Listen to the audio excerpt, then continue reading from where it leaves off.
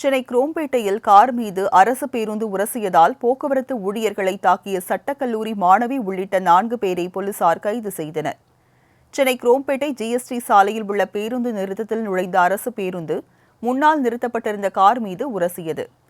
இதனால் காரில் இருந்த சட்டக்கல்லூரி மாணவி பிரதீபா மற்றும் அவரது குடும்பத்தினர் அரசு பேருந்தில் ஏறி ஓட்டுநர் அசோக்குமார், நடத்துனர் இருச்சப்பனை தாக்கியதாக கூறப்படுகிறது.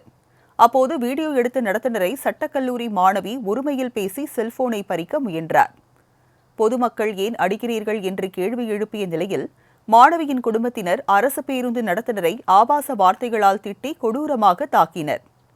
இதையடுத்து அரசு பேருந்து ஓட்டுநரும் நடத்துனரும் தாக்கியவர்கள் மீது நடவடிக்கை எடுக்க கோரி போராட்டத்தில் ஈடுபட்டனர். போலீசார் நடத்திய பேச்சுவார்த்தையை தொடர்ந்து அவர்கள் குரோம்பேட்டை காவல் நிலையத்தில் புகார் அளித்தனர். மேலும் தாக்குதலின் போது தங்களிடம் இருந்த செல்போன், தங்கச்சங்கிலி, பயணச்சீட்டு தொகை ஆகியவை காணாமல் போனதாக ஓட்டுநர் அசோக்குமார் தெரிவித்தார்.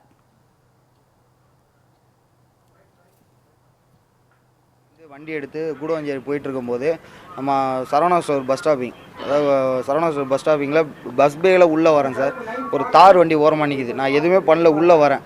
லைட்டாக அப்படியே பக்கத்தில் வந்ததுனால நீ எப்படி அது மாதிரி வரலான்னு சொல்லிட்டு 3 பசங்க ஒரு லேடி சார் ஃபுல்லாகவே ஏறி கண்டக்டரை இழுத்து போட்டு அடித்து, எண்ணெய் அடித்து, வாயெல்லாம் உடைச்சி ஃபுல்லாக எல்லாம் பண்ணிருக்கேன் சார். நாங்கள் வக்கீல், உன்னால் என்ன பண்ண முடியும்? அந்த car number TN 09CX 3566 ADMK கொடி போட்டிருந்தது சார். நாங்கள் வக்கீல் எல்லாமே, உங்களால் என்ன பண்ண முடியுங்களா அப்படின்னு சொல்லிட்டு ஃபுல்லாக போட்டு அடித்து எல்லாம் பண்ணி இப்போ நாங்கள் GH வந்திருக்கோம் சார் ஃபுல்லாகவே.